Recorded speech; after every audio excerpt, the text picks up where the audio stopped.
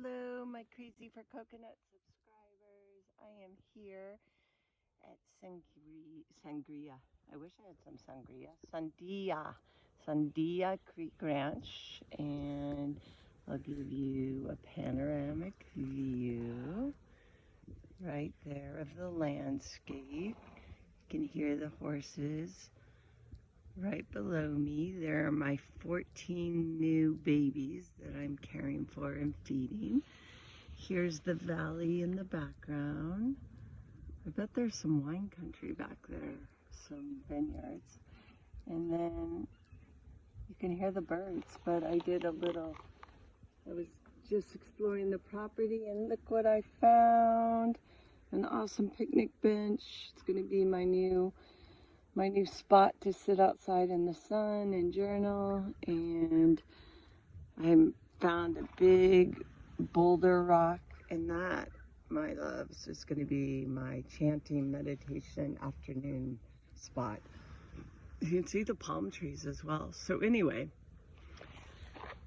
how did we all survive the apex of this big full moon in Gemini? So any of you air signs, especially Gemini, you were feeling it. This full moon was actually conjunct my natal sun. So I felt it within 3 degrees. I'm a natal one degree Gemini, and I did a pretty good job. With astrology, when you know it's coming, you can work with the energy and balance it.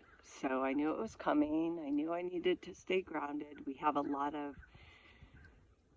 of mutability and fire in the chart right now. I think we have 4 planets in Sagittarius. And for any of you that know Sagittarius energy, it's ruled by Jupiter, so it's big, expansive, and yeah, it can overtake you if you don't bring it in, dial it in.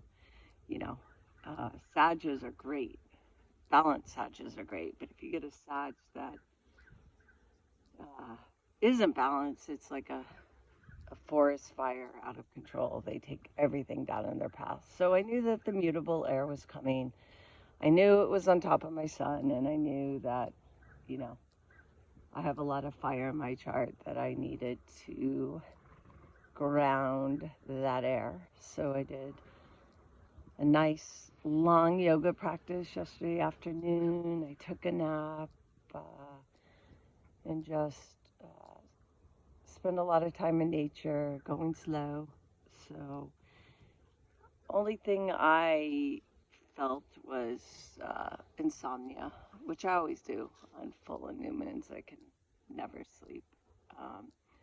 But it wasn't too bad. Just listened to some meditations. And so I would suggest, if you're feeling the full moon hangover, don't push yourself. Full moons are about releasing, purging, letting go, and so you need to honor your body, honor your mind. You probably have a lot of you probably had a mental aha moment, because Gemini deals with the mind, and so some close people in my life had these just aha moments of just knowing, like this burst of clarity, which I was very, very grateful for the people, some of my loved ones.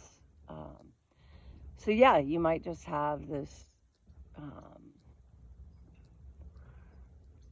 you know, what am I looking for? Mercury's in shadow, so I'm having a hard time getting the words out, but you might have just this insight or clarity that comes out. I call it an aha moment, where you're like, wow. So a shift in perspective, shift in your thinking. We're all changing. For those of you that have been following the channel and listening to some of my dailies, we are in the week where we have finally let go of the life we are born to. So that was the life that we came into this world with. We cleared all our karma from this life and past lives, and now we are all stepping into the life we are born to live. And that life is heart-centered. No longer the mind, no longer society telling us how we must live or religion. It's all coming from what we know intrinsically within ourselves, our soul, our heart. And so my best advice during this time is to really ask your heart, does my heart feel it? Is my heart feeling it?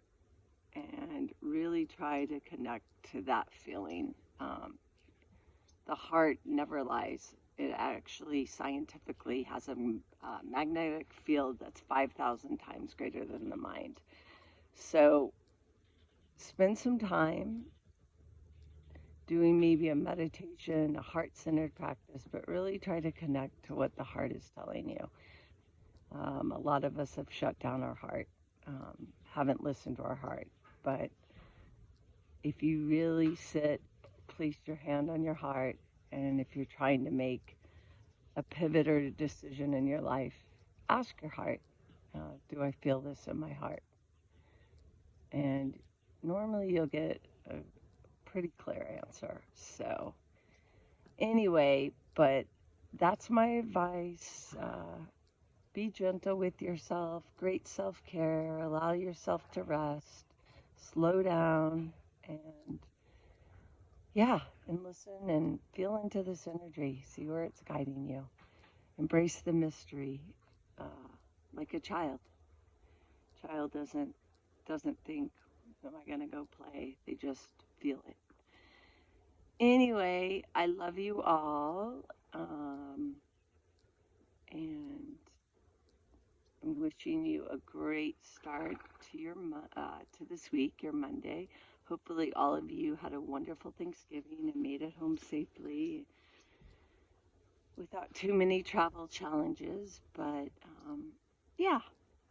enjoy this week. We're headed into the first week of December, and again, happy full moon. And here you can see my horses, and I love you all. Namaste.